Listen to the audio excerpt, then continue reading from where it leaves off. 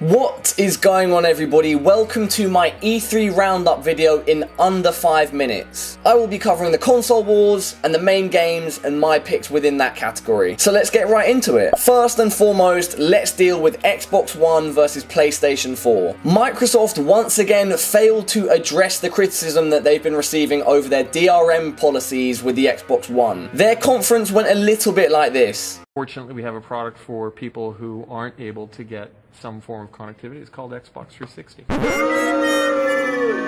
Don't you just hate that guy? Regardless, the Microsoft conference actually went quite well. The console will have a number of awesome looking exclusive titles, and in general this talk had more of a focus on gaming. However, it is the general consensus that PlayStation 4 had the more successful conference and that Sony is winning the console war. The reason why that is the flaws with the Xbox One and the way Sony has exploited them during their marketing. Here is a little picture comparing the two consoles. Obviously it's a bit biased, but the points still stand. The Xbox One is going to be a very closed platform, and Sony has taken an active stance against that. There are rumours saying that Sony is just posturing, but we'll have to wait and see. So, to conclude, the PlayStation 4 won the console war at E3 over Xbox One, at least in my opinion and a lot of other people's. As a side note to the main console war, Nintendo and the Ouya console also had a presence. Nintendo have shown off an array of titles, including fan favourites such as Zelda, Super Smash Bros, Mario Kart 8, and Bayonetta 2. The Ouya, which if you don't know is an Android console coming out soon, has been relatively low-key and not much coverage has actually gone in its direction. In fact, so little that I don't really know what to say about it.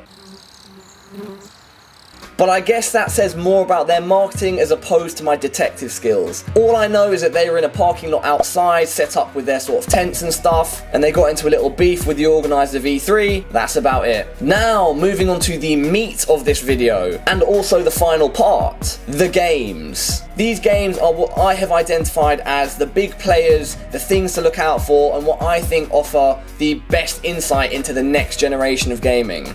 Starting off with Call of Duty Ghosts, I have to say I'm very disappointed. The game looks relatively bland. Whoop-de-doo, you get to play as a dog. That's fucking shit, mate. However, I have to mention it because it's going to be a huge title. On the other hand, a game like Dead Rising 3 is looking to push the boundaries of the genre it's in. Very interesting gameplay, and it looks like it's shaping up well. I'm disappointed to say that Dark Souls 2 trailer didn't impress me. I'm a massive Dark Souls fan, and the trailer seemed almost amateurish. In the same vein, Assassin's Creed Black Flag looks like a lot of what we've been playing in the past. The franchise creatively is almost coming to a halt. I'm just sour because I miss Ezio, man, that's my don. Anyway, what has had a massive presence at this E3 is driving games. For example, we've got Forza, we've got Gran Turismo, Drive Club, which is of course a new IP, and then The Crew. We'll have to see how they develop. I can't talk about the games without mentioning the Halo 5 trailer. You see Master Chief, he's got this hood on, then something comes out of the sand, and it's Halo, man. Everyone's Halo.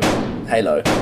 An interesting release title for the Xbox One is Rise. You play as a Roman general and it's got Kinect functions. It actually looks like quite an impressive title. An equally impressive exclusive for PlayStation 4 is the next Killzone game. The graphics look awesome, the gameplay looks quite exciting, and in general it just looks like a good experience. They've done away with the dead palette of the old games and it's all colourful. Looks nice, check out the trailer. Another game that I am very excited for is Watch Dogs. The real test of the game is going to come when more people get their hands on it and see how the hacking functionalities, etc. actually work. And now, moving on finally to my top 3 picks. In joint second and third place are Destiny and The Division. Destiny is from Bungie, of course the original creators of the Halo franchise. It's best described as a sci-fi multiplayer FPS. Alongside Destiny is Tom Clancy's The Division. The Division set in a sort of semi-dystopian future where people have banded together to kind of fight for survival. You and your friends can become one of these groups. You search for supplies, you search for weapons, you've got skills, leveling up system.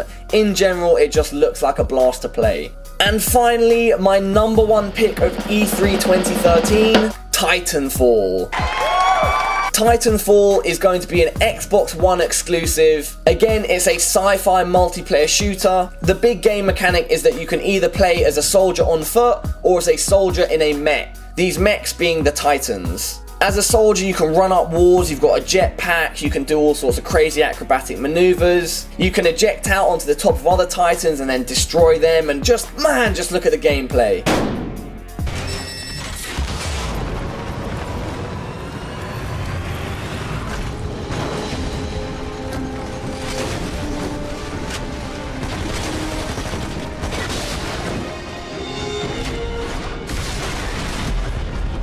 And that's it. That is my roundup of E3 2013. Gonna have to see how long this is when I edit it together. Hopefully I have made the 5-minute mark. But yeah, in general, it's been an awesome event. Look out for more of my videos soon. Please like, comment, and subscribe. Sharing always helps.